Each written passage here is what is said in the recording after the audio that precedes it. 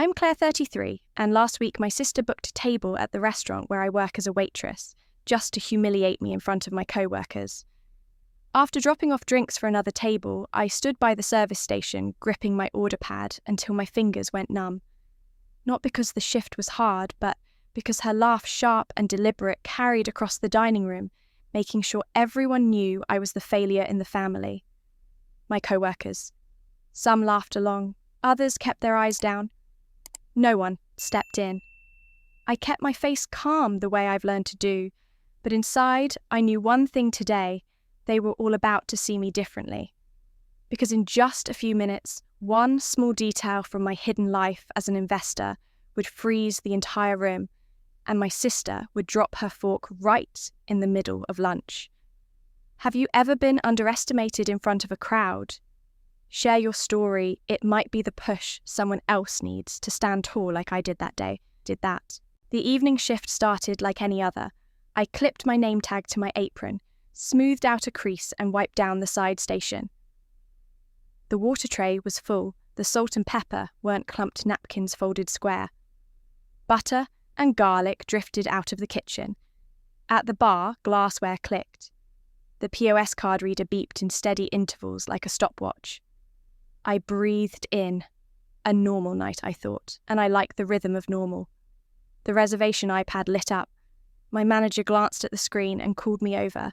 Table 12, party of 6. They requested you. He tilted the iPad so I could see the note. The phone number was familiar. I nodded. Got it. The pen in my hand went slick, but the motions kept running on. Muscle memory: set 6 water glasses on a tray, recheck the silverware, take another breath. They came in at 7:15 sharp. Dark suits, fitted dresses, a sweet trail of perfume. My sister led the way, heels tapping on wood. She looked at me like through a pane of glass. Oh, there's my little sister. Her smile was just loud enough for the whole group. Still waiting tables, huh? She used to say she'd get rich overnight with investing. A man in the group snorted. Crypto, start on Monday, quit on Tuesday. The table laughed. I set the tray on the side station and poured water one by one. Water for everyone to start. My sister pulled out her chair and dropped it light as air.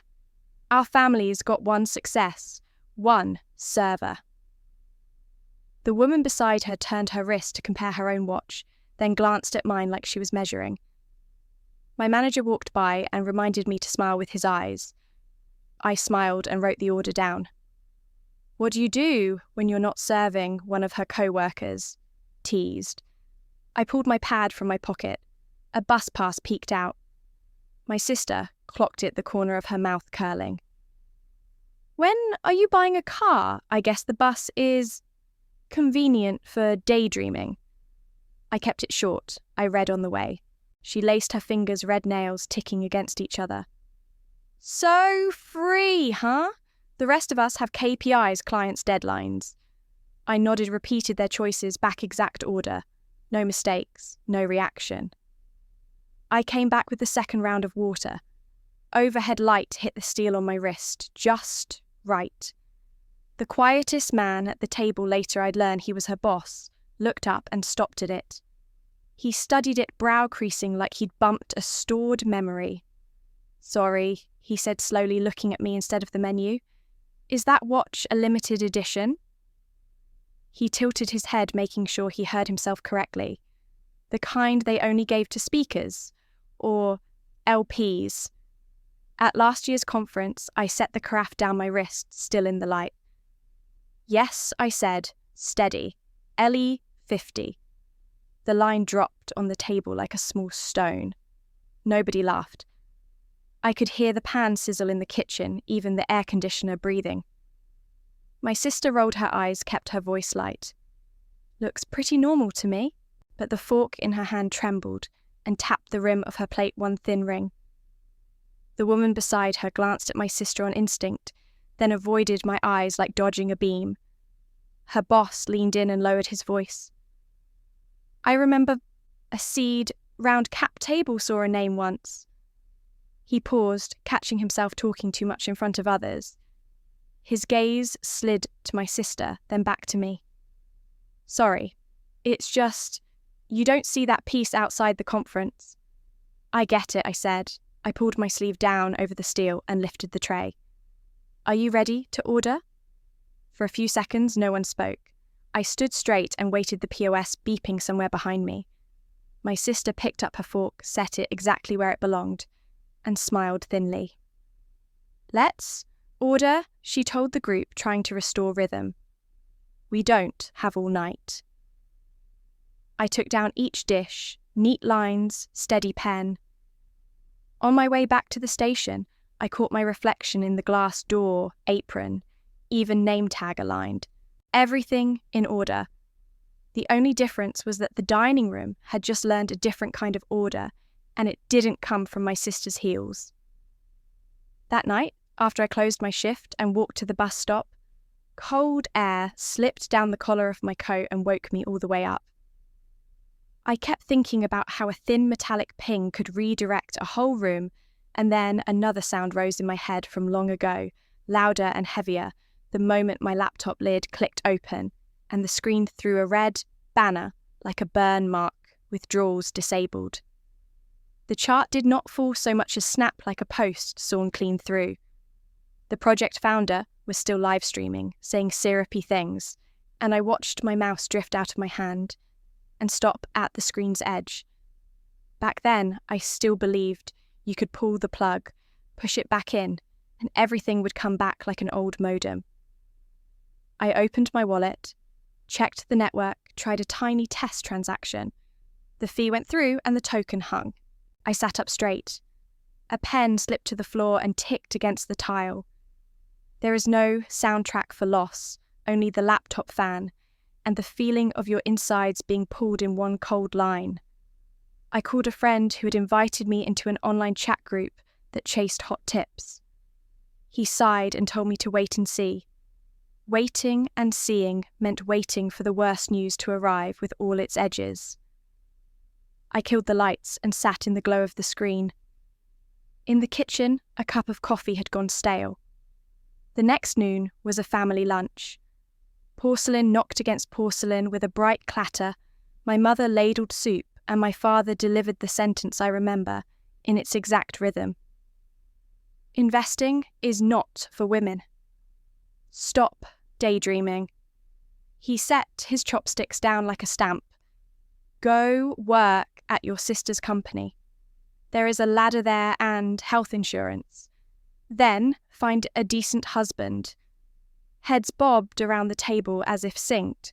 My sister reported key performance indicators and a new client contract, her voice, even like reading the morning bulletin. At the end, she pinched a smile not at the listeners, but at her reflection in the glass hutch. Stable, my aunt said. Women need stability. I took more greens, listened to the spoon touch the pot, and felt the steam lift against my face. And the girl, my uncle asked, turning in my direction, while still looking at his phone, is she still in that pretend money? My sister answered for me, quick and clean, she is done. One hard hit taught her. Polite laughter circled the table. My sister's phone buzzed and flashed payment due, then went dark under her palm like a bug being covered. No one asked how much I had lost. No one cared how hard I had tried to unwind it. I poured tea, for everyone said, "Thank you," when someone passed the braised fish and left it at that. If they needed a story that went down easy, I would not argue. The order of the meal was simple. 1 success, 1 failure. Even the seats matched the script. That night, back in my room, I did not open any charts. I took a ruled notebook and wrote my first heading in block letters, mistakes, and rules. I sat long enough for coffee to cool and thicken at the bottom of the cup. I wrote mistake number 0, fear of missing out on noise. Rule enter only when I can write the thesis clearly across at least half a page. Mistake number 1, using too much borrowed money. Rule, do not use leverage. Keep each position small. At most, a tiny slice, such as 2% of total capital. Mistake number 2, listening to other people's stories without checking. Rule: read the original sources. Verify on the blockchain, never trust screenshots. Mistake number 3, putting everything into one token because I am afraid of missing the train. Rule: build positions in layers, take partial profits in steps, cut losses at pre-written levels. I pressed a small sticky note on the page and wrote, "The risk of ruin is greater than the fear of missing a trade." I added, "Do not trade after 11 at night. Do not enter when my pulse is fast. Do not decide when sleep deprived." I opened the drawer and pulled out the hardware wallet I had bought and ignored. I wiped the dust, saved the recovery phrase, sealed it in an envelope, and wrote, "Do not be a hero" on the flap. Each line I set down made the air in the room a little lighter, like pulling the curtains to let wind in. The next day on the bus, I read a piece about the mathematics of ruin and underlined the parts I understood. The bus swayed through a turn. Someone slept with their head bobbing like grass in a breeze. Through the window, I saw traffic welded into a slow crawl on the bridge. My phone buzzed, a text from my sister. "So tired. Key performance indicators are pressing. A client cancelled at the last minute. No exclamation point, no emoji." I looked at the bus pass peeking from my wallet and wondered when that thin ticket had started to resemble a kind of freedom. When I scrolled later, I saw my sister in Dubai, nights full of fireworks, days by a pool. I pinched the rail in the corner of the frame and zoomed. The reflected line on the glass had a ragged edge, the telltale seam of an artificial intelligence image tool. In another shot, she stood by a silver sports car. I recognised that camera angle from the garage behind the mall, where people rented time by the hour to pose. I did not judge. Everyone wants a picture that claims the future they believe in. Sometimes the truth is just not photogenic. Toward evening, I went in for the night shift. The point-of-sale terminal still beeped. A steady metronome, the server on the neighbouring section, muttered about expired vouchers, and the busboy hummed a Spanish line under his breath. Tucked behind the service well, I slid the notebook out and added, "Execution rule number 1, when the emotional bell rings, step away from the keyboard and walk for 5 minutes. Execution rule number 2, after 1 bad order, stop for 1 day. After 2 bad orders, stop for 3 days." It felt like driving stakes into a riverbank in flood season. I could not command the water. I could only build a wall. Late that night, when I turned the key at my apartment, I heard the steady churn of the restaurant's washing machines, through the wall a soft industrial breath that scored the block. I opened my laptop not to rescue the coins that were gone, but to clear the desk. I left the loud tip group, cleaned my bookmarks, and built a fresh spreadsheet with 3 columns, thesis where I was wrong, and lesson. I wrote the first line across the top like a reminder that needed no applause. If I cannot save the old money, I will save the way I work. From that day on, I built a schedule with lines as clear as graph paper. In the morning, on the way to work, I read on the bus and mark passages with a pencil. At midday, I jot down what I actually understood. At night, I open charts, open data on the blockchain, open my trading journal. Before sleep, I shut the computer at the exact time I set. There are no fireworks, only motions repeated until they become habits. Every order must have a thesis that can be written across half a page, a small position size, a loss level written in advance, and a plan to take profit in steps. Many nights, the laptop fan turns like a steady breath. I start with very small test orders, like dropping pebbles to sound the depth. A project is loud on social media, but thin on data on the chain. I still take a tiny position to test the idea that the noisiest voice is not always empty. The price slides fast and hits my cut-loss mark.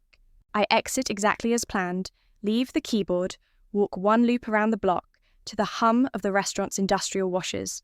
Next door, then come back to my chair and write cut at the level. Lost little. Do not return out of regret. Half an hour later, the price pops. I watch my hand itches for the mouse. Then I close the notebook and stand to pour water. Missing a beat leaves a bitter taste on the tongue, but it fades when I copy another line. Keeping discipline matters more than catching every wave. For the next trade, I choose something dull, core infrastructure, not flashy, but user numbers and real cash flow are steady. I take a small position and set a modest target. The price crawls like an ant slow, but sure, and touches the first mark. I take some profit, move the stop up to my entry and let the rest run. I sleep easier that night, not because the money rose, but because the weight in my chest got lighter after I kept my word to myself. The next morning, the bus bends before the bridge while I read a chapter on the risk of ruin and underline the math that explains how a string of small losses can kill an account if you do not know when to stop. A message from my sister slides across the screen traffic, back-to-back meetings targets stacked. Her voice memo is clipped and tired. Then comes the bank app's reminder tone for bills, due a sound that blips and dies. I slip the bus pass deeper into my wallet and think about how freedom is misunderstood. It is not doing nothing. It is choosing what you do and when you stop. During the night shift, the point of sale terminal beeps, like a metronome.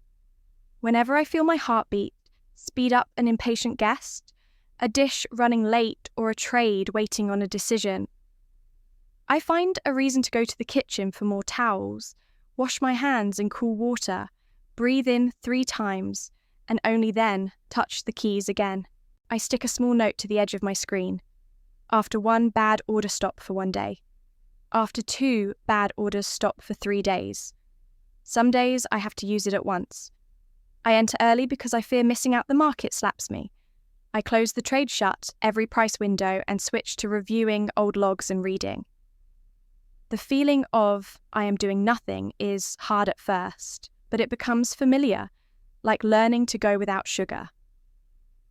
Each evening I take screenshots of closed orders, paste them into the notebook, write the reason under a column titled "Where I Was Wrong," and note 1 lesson beside it.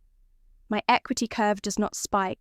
It climbs 1 creaking step at a time like an old wooden stair. I accept small wins, accept leaving the desk while I still want to stay, and practice ignoring the cheerleader voice in my head. Online, my sister still posts lunches with new shoes and new bags. Then, yet another angle with the same silver sports car. I say nothing. I look at my own chart calm in front of candles that are not perfectly aligned but lean the same way. In a spare hour, I find a small forum about security for investors.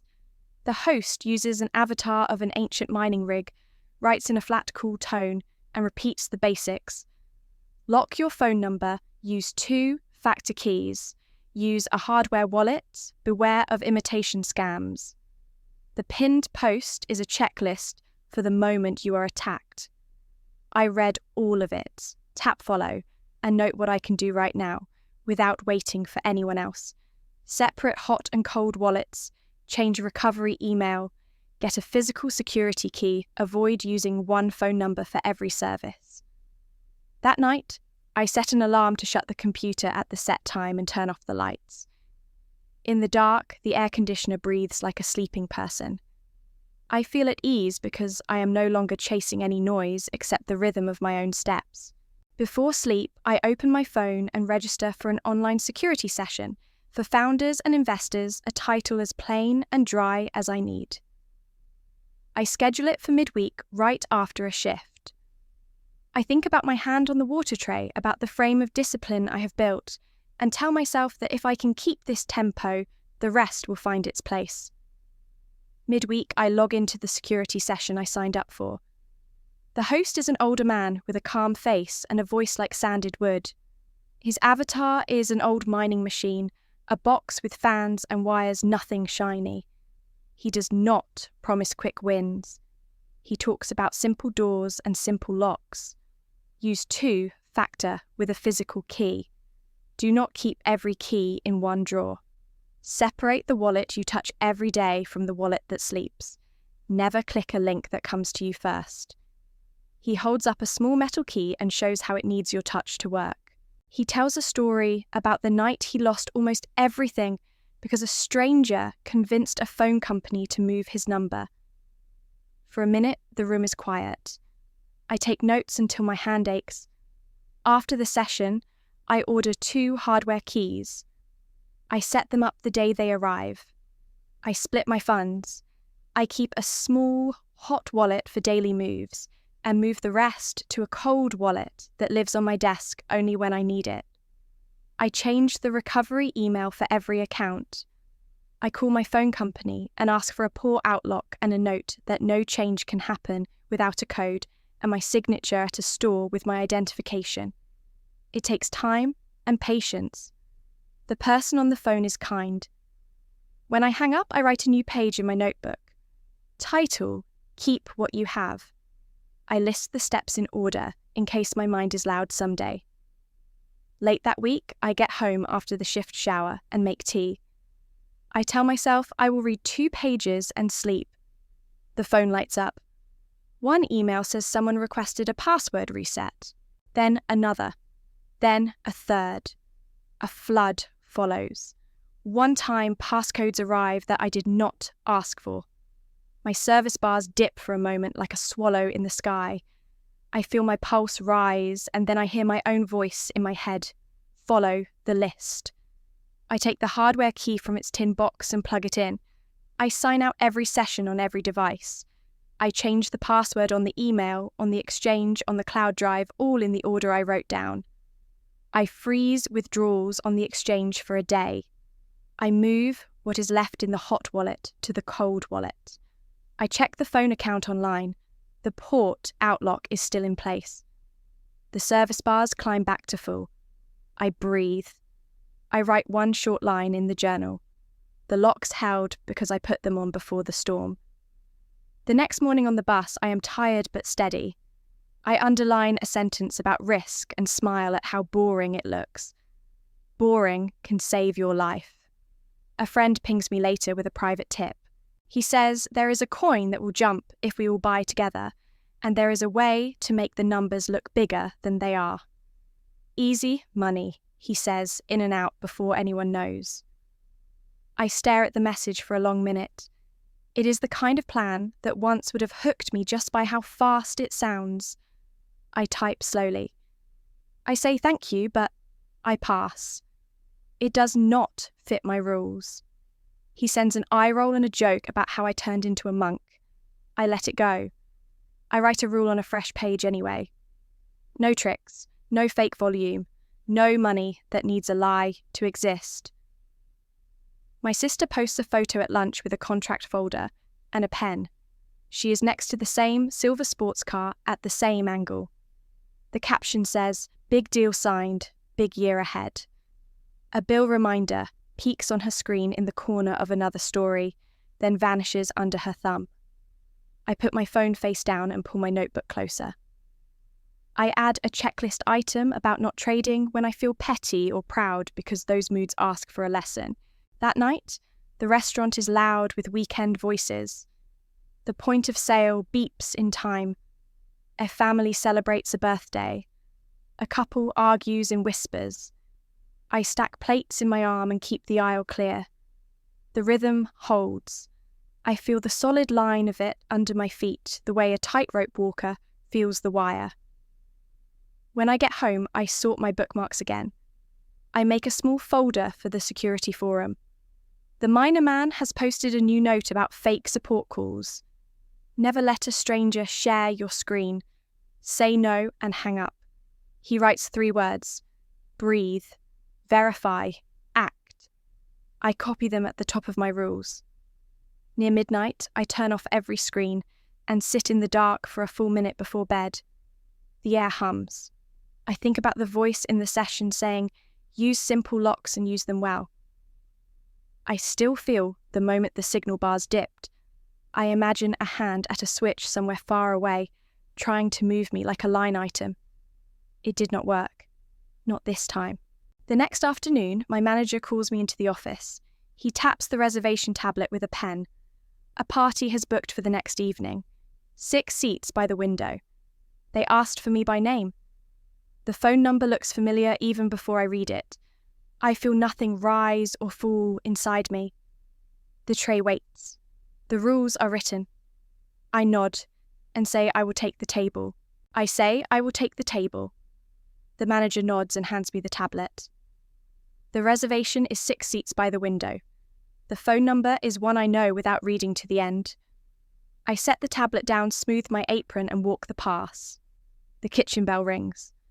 Butter and garlic hang in the air. Glassware clinks at the bar.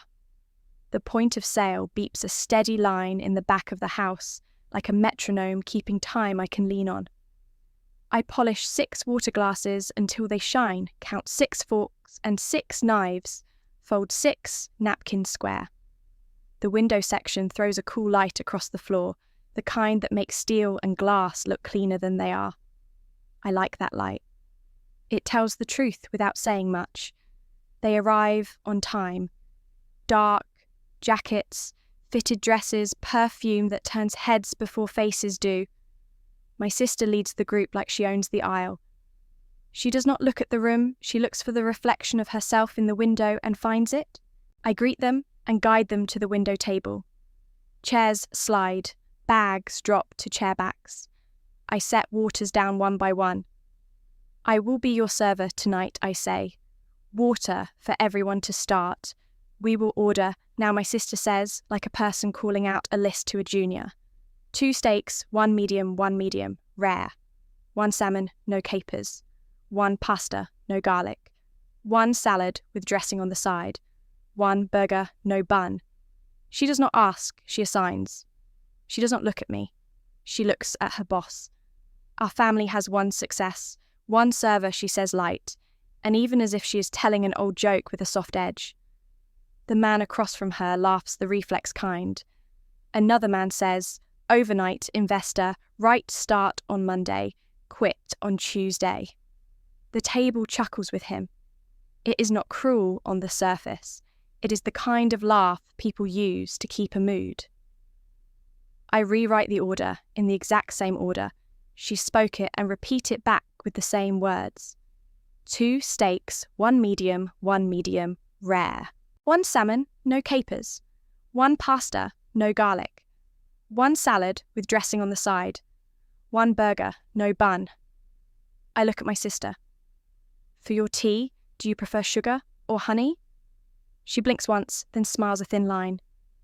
Sugar. I set down 2 packets and a spoon. I move through the steps I promised myself to keep. Small things in the same way at the same pace. My sister places her phone near her knife. A tone pings. The screen lights with a bank logo and the words due today before her thumb sweeps down to kill it. She tucks a loose tag back inside the seam of her new bag and lays her forearm across it like it was never there. The woman to her right glances and then looks away. She has the careful face of someone who knows when not to see. Mum always said, a girl should take a stable job and then find a husband, my sister says to the table, not to me. Heads nod. Someone repeats stable like a toast. I pour water again, because hands reach for glasses when there is something to agree with. Thank you, the boss says to me, quiet automatic. He is not smiling. He is watching the room the way managers watch rooms. I step back to give them space, and the window throws a band of light across my wrist when I turn. It is just a flash, the way polished steel catches a beam and gives it back. His eyes pause at the shine, and then move on as if the thought is there and then not there. I take the order to the pass, call the steaks and the salmon, the pasta and the burger, the salad last. The expo nods and drops a slip to the grill. I prep the bread and olive oil and carry them back. Bread for the table. I say, setting the basket in the centre plates, to the left, oil to the right. Anything else to start? Stories. One of her co-workers says, smiling wide at my sister. Tell them the one about your sister and her crypto. He says the word like a candy he likes to taste. My sister tilts her head, pretending to think. She had big dreams, she says, screens all night. Charts this, charts that. Then, poof. Her fingers open in the air like a trick. We all learn. Some of us learn to be practical. Laughter, again easy and thin. I swap out a fork that slid off a bread plate, replace a napkin that caught a drip of oil, and check the time on the ticket. 2 minutes until I will ask the kitchen to fire the pasta so it lands with the steaks. The manager walks by and gives me a quick look that says, steady. I am steady. Dubai was amazing, another co-worker says, lifting his phone to show a photo. My sister's face fills the screen, a blue pool behind her, a skyline above. He zooms hard to show someone else the clear water, and the edge of the glass railing goes jagged for a second, the way digital seams do when you pull them too wide. He pulls back fast and laughs. Great angle, he says. You always find the light. It is all about the angle, my sister says. Her phone buzzes again. A banner peeks out and hides. She slides the phone under her napkin and tips her chin at me. Where are our drinks? On my way, I say. I bring a bottle of wine they chose, hold the label for the boss to see and get his nod. I set 4 glasses. As I pour the first, the light from the window finds my wrist again. This time, the reflection is cleaner. The boss's gaze touches it and tightens just a millimeter. A server behind me calls corner and passes, and the moment breaks. I finish the pour and set the bottle in the cradle on the table. Anything else for now, I ask. We are good, the boss says.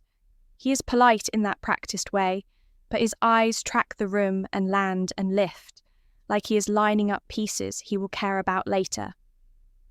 Mum also said a girl should go work for her sister if she wants to be safe, my sister says. She tastes the word safe like it is sweet. Then find a husband who can provide. That is the plan that works. The table hums in soft agreement. I reset the silver at the corner place where a fork went missing and check the kitchen clock. I can hear the grill man call 2 steaks to the past medium and medium rare. The rhythm holds. The window throws the city back at us. My sister leans into the reflection like a person checking her hair. I touch the edge of the bread basket, make sure crumbs are off the cloth, and breathe once, twice, 3 times before I step away. I turn the tray in my hands, and the steel on my wrist gives a small, clear note to the light again. The boss looks up. He pauses for half a second the way you do when a word is on your tongue. Then his co-worker asks him a question about a meeting, and the half second passes. The show goes on. The show goes on. I carry the appetizers, set them down, and step back to give space. My sister leans into the light of the window, like it is a camera. Tell them, a co-worker says, the one about how your sister chased coins. Laughter warms the table before the punchline arrives. Our family, my sister says, has 1 success and 1 server. She says it softly like a line from a song everyone knows. The man across from her adds, overnight investor. Start on Monday, quit on Tuesday. The laugh this time is fuller. I check the ticket times, swap a knife with a tiny water spot, and ask the kitchen to fire the pasta to land with the steaks. When I return, her phone gives a bright little chime. For a blink, the screen shows a bank logo and the words due today. Her thumb buries it. She slides the phone under her napkin and smiles at her boss, as if nothing exists outside the table. Mum always said she tells them a girl should pick a stable job and then find a husband. No need to make life hard. Heads nod. The woman to her right murmurs, true like a prayer. I pour water. Sugar or honey with your tea? I ask again. Not because she needs more, but because routine holds. Sugar, she says sharper this time. I place 2 more packets by her cup. Show them Dubai, a co-worker says, lifting a phone. A pool, a skyline, her sunglasses flashing sun. He pinches the screen to zoom, and the glass rail turns jagged at the edge. a small digital tear that heals as he zooms back. He laughs too loud. Great angle, he says. You always find the light. It is all about the angle, my sister says again. The pasta lands steam, rising. The grill calls for the steaks. I carry plates out in a line, set them down clean, check the salmon for capers none, and clear the appetizer plates.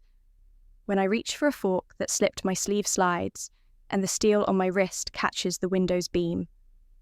A clean little flare. The boss's eyes touch it and hold for a breath, then let go when a co-worker asks about a meeting next week. My sister keeps going. Mum also said my sister should come work for me if she wants to be safe, she says. Then she can find a man who can provide. That is the plan that works. The table hums. I feel the urge to step outside for air, but I do not. I stack the warm plates just so wipe a crumb and count to 3 in my head. The bank tone peaks again from under the napkin, a thin, needy sound. She presses her palm down to hush it. The woman on her right looks away, her mouth a careful straight line. I bring the wine, hold the label, pour. The window light gathers on my wrist one more time, brighter now as the sky fades. The boss notices. This time he does not look away at once. He tilts his head a fraction as if a word is forming. My sister shifts in her chair and reaches for her fork. It slips. The fork hits the plate with a clean ring. Clumsy, she says with a tight laugh, but the word does not land. I trade her a fresh fork. No problem, I say. My voice is even. The point of sale beeps in the distance. The table settles. The light on the glass goes from white to soft gold. I set the bottle back in its cradle and straighten the napkin under the bread. When I turn, my sleeve does not cover anything. The watch sits in the open like it has always been there. The boss leans forward, eyes narrowing, not in anger, but in recognition. He draws a breath. Sorry, he says, that watch. Sorry, that watch, he says, then finishes the thought. It is the limited edition. Only 50 were made. They gave it to speakers and to a few limited partners at last year's conference. His voice is low, like he does not want to turn the table into a stage. The window light stays on my wrist. I pull my sleeve down. Yes, I say, that is right. He studies me for a breath, then leans in half an inch. I think I have seen your name before, he says, on a seed cap table. Project Y. But it was tucked under a family office label. He says the label like a question. I keep my voice even. I prefer to work behind the scenes. Across from him, my sister laughs too brightly. There are many watches, she says, and many labels. The boss turns his head to her, polite but clear. There are, he says, but I remember seals. He taps the rim of his glass once as if to mark the thought. He looks back at me. You were on that list. I do not add anything. I set a fresh napkin by the bread and take away a plate with a smear of oil. He breathes out through his nose, a small sound of recognition settling. We were in a tight quarter, he says, still calm. We accepted a bridge from that same family office. Quiet money. No press. He turns to my sister. You remember the bridge? Yes. It kept payroll clean in March. The fork in my sister's hand slips and hits the plate with a clean, thin ring. The second one tonight. A co-worker opens his mouth as if to make a joke, thinks better, and drinks water instead. It must be a different office, my sister says, but the sentence does not stand up. The boss does not press. He only nods as if stacking facts. The room changes by a degree. The volume drops. People hear with their eyes. The server at the next station glances at me and looks away, not out of pity this time, but as if resetting where I sit in the room. My manager comes to top up waters. He leans closer, not quite a whisper. The staff support fund, he says. The anonymous donor. Is that you? I keep my eyes on the glass and pour, then nod once. Please, keep it quiet, I say. I just want things to work. He nods and moves on, his face softer than I've seen it in a while. I clear 2 appetizer plates and stack them edge to edge so they do not clatter. The boss looks at the stack, then back at me. You know, he says gently, most people refuse to cut a losing position. They try to prove the market wrong. Someone told me you do the opposite. You cut small and early. You do not fight to be right. It is not a question. I try not to argue with the numbers I say. I write my rules and keep them. He nods again, more to himself than to me. Would you give me an hour, he asks, sometime soon, to talk about how you set those rules? He glances at my sister's co-workers. His tone stays private. Not tonight, if you are on shift. Another day. Or after service, if that is easier. After my shift is fine, I say. If you are still here. My sister lifts her glass and aims a smile at the table. To practical plans, she says. To stability. No one quite knows what to do with the toast. They drink anyway. The woman to her right sets her glass down with care, like the table might tilt. I refill waters, replace a knife with a spot on it, and check the tickets. The grill calls for pickup. I return with the steaks, the pasta, the salmon without capers. The plates go down clean and hot. The boss thanks me in that quiet way of people who worked in service at least once in their life. A man at the next table nods at me for no reason I can name. Maybe he heard the word bridge. Maybe he did not. Maybe he just saw the way the room leaned and found a new balance. My sister keeps her eyes on the window as if the glass could give her back a sheen she lost. The bank app gives one more small chime under her napkin. She covers it with her palm and presses until it stops. I bring the check for the first course and set it at the edge of the bread plate for the boss to see. He signs the copy and hands it back. After your shift, he says again, as if to place the promise where it cannot be dropped. If you have time. I will find an hour, I say. I do not smile more than I need to. I do not dim it either. I carry the empty plates away and pass the service well. My manager meets my eye and gives a nod. That means everything is under control. The point of sale beeps. The line cooks shout the next ready call. The dining room breathes. It is the same room, but it is not the same order. I keep moving in the rhythm I chose: water plates, bread plates, wine plates. The light on the glass cools as the sky darkens. Somewhere behind me, the busboy hums a song I do not recognize. At the window table, the voices are lower now. There is space between the words. The joke about one success and one server does not come back. It does not fit anymore. The joke does not return. It no longer fits in the room. Voices drop. People choose their words. A server from the next section gives me a small nod, like a person saying, "Excuse me," and "thank you" at the same time. The busboy brings extra plates without being asked. He holds them like something important. My manager stops by the pass. The staff fund covered his mum's medicine last month, he says, eyes on the tickets, chin toward the busboy. He does not know who did it. Keep it that way, I say. Let the help be the story.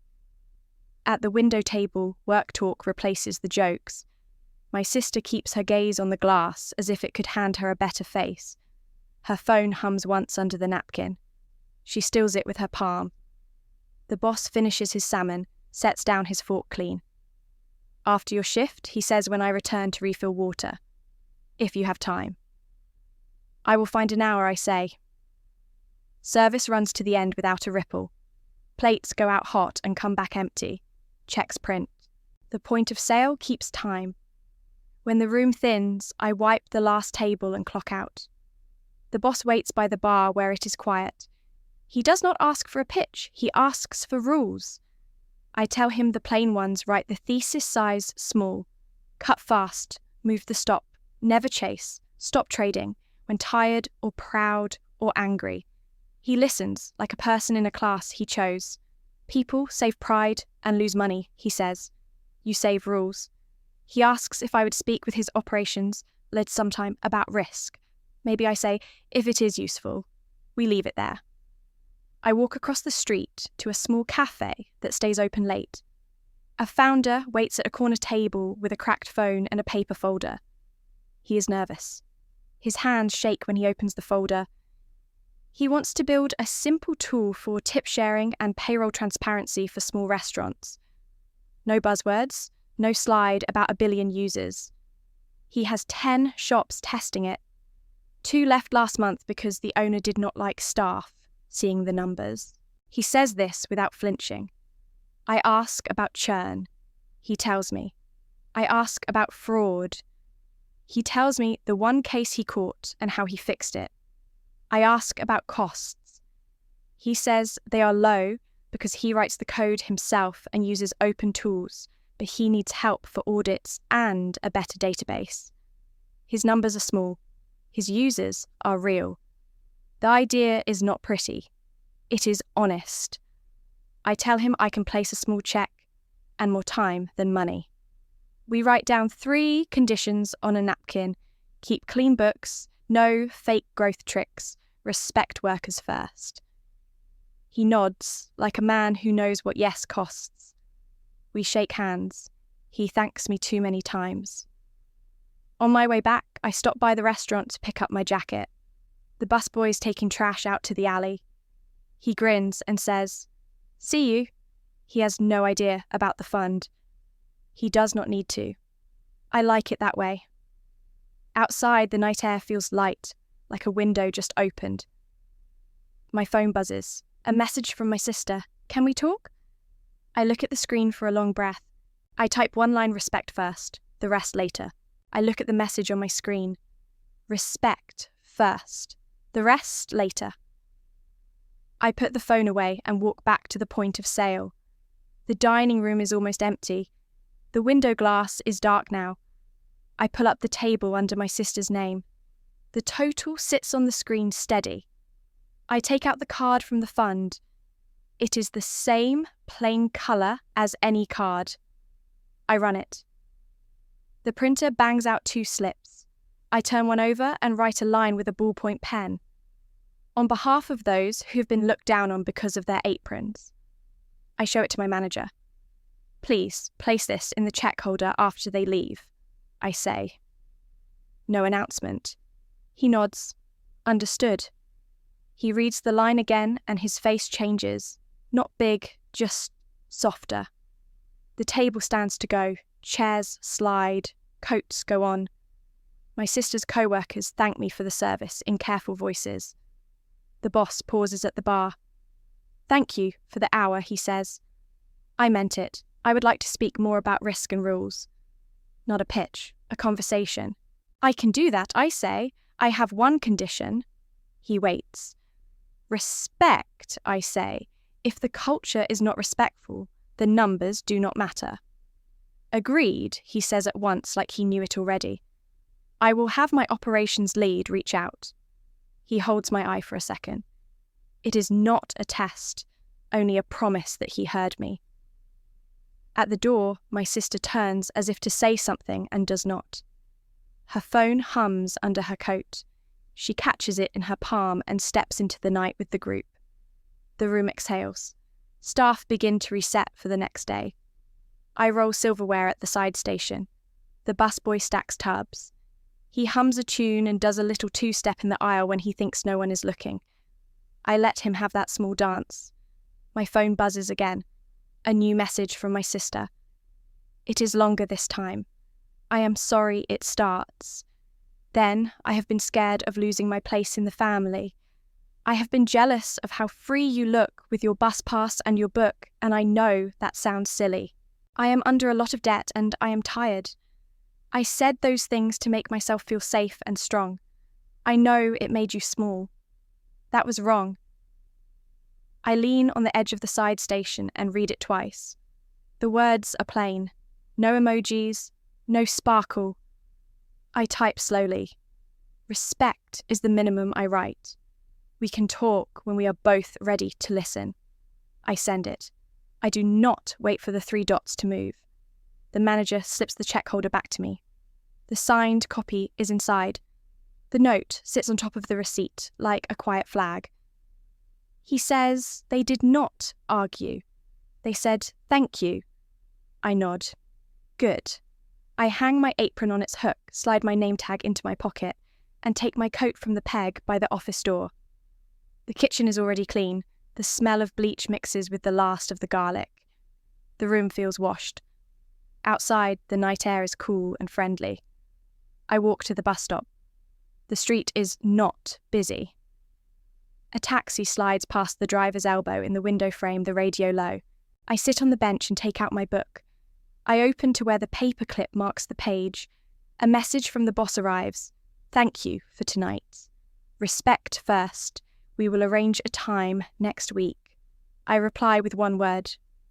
"Okay." I put the phone away. The bus pulls up with a sigh. I climb in, tap my pass, and take a seat by the window. The glass holds my reflection coat scarf, a faint line where my name tag pressed into the fabric. I read 3 pages and do not notice the turns. My breath is even. The city slides by in moving mirrors. When the bus kneels at my stop, I close the book and tuck it under my arm. I think about the line I wrote on the bill. It was not about winning. It was about setting the floor. Respect first. The rest later. The next day, the manager asks me to come in early. He sets up a small table in the back room with paper cups and a sheet cake from the grocery store. The lights are a little harsh. Someone tapes a hand-drawn sign to the wall, "Thank you, team." There is no stage, just a circle of people who work on their feet. He clears his throat and says a few words about the staff support fund, how it helped a dishwasher when his wrist gave out, how it paid for the busboy's mother's medicine last month. He does not say my name. He does not look at me. I am fine with that. The busboy holds up a cheap phone to take a picture. He grins with his whole face. After the cake, the manager gives me a small envelope. A card came to the restaurant, he says. From the busboy's mother. She asked me to pass it to whoever is helping. I open it later alone by the walk-in cooler. The words are round and careful. She thanks the unknown friend who kept her from choosing between pills and rent. I put the card back and hand the envelope to the manager. "Keep it," I say. "Let the gratitude belong to the room." Before service starts, a new email lands. The operations lead from my sister's company wants to set a time to talk about risk and rules. He writes, "Respect first," like a key that fits. I give him an hour on a quiet afternoon. I make it clear again, culture before numbers. He agrees in one line. The day moves in its usual rhythm. Lunch, rush, sudden calm. A late table that asks for extra lemons. On my break, I sit by the back door with my book. My phone buzzes. The fund app shows one new grant approved. It is small support for a pantry that makes food boxes for night shift workers. I tap approve on the release. The amount is not large, the relief is. Another message follows an email from the founder I met at the cafe. He has updated his plan and cleaned the numbers. He is ready to sign a short-term sheet.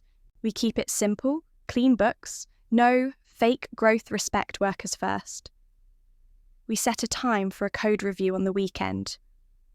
I do not feel like I am changing the world. I feel like I am turning one screw until it holds. After my shift, the manager calls a quick team huddle on the floor. He thanks everyone for a solid week. Someone brings out a box of pastries that did not sell. People take one and save one for home. The busboy offers me the last chocolate one and I shake my head. He takes it with a laugh and pockets it like treasure. The night air outside is kind.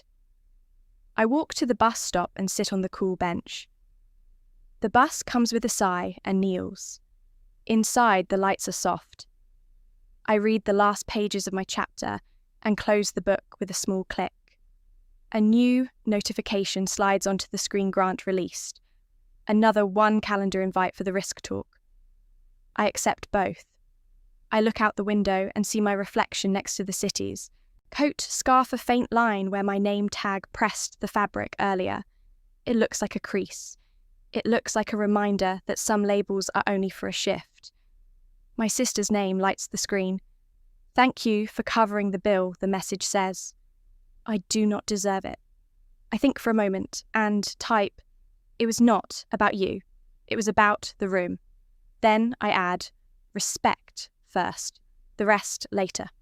There is no reply. That is fine. Some words need to sit. At home, I put the notebook on the table and write 3 short lines at the top of a fresh page. Write the thesis. Keep the rules. Help in silence when you can. I slip the bus pass into the pocket of my coat for tomorrow. I set the watch on the dresser where it catches the smallest bit of streetlight. I do not need it to speak for me. In the end, the room learned a new order. Not the order of heels or sharp jokes, but the order you get from steady hands and clear lines. Do not judge a person by an apron or a name tag. A first mistake does not define the rest of your life. If you have ever been looked down on for the work you do tell your story, someone out there needs to hear it.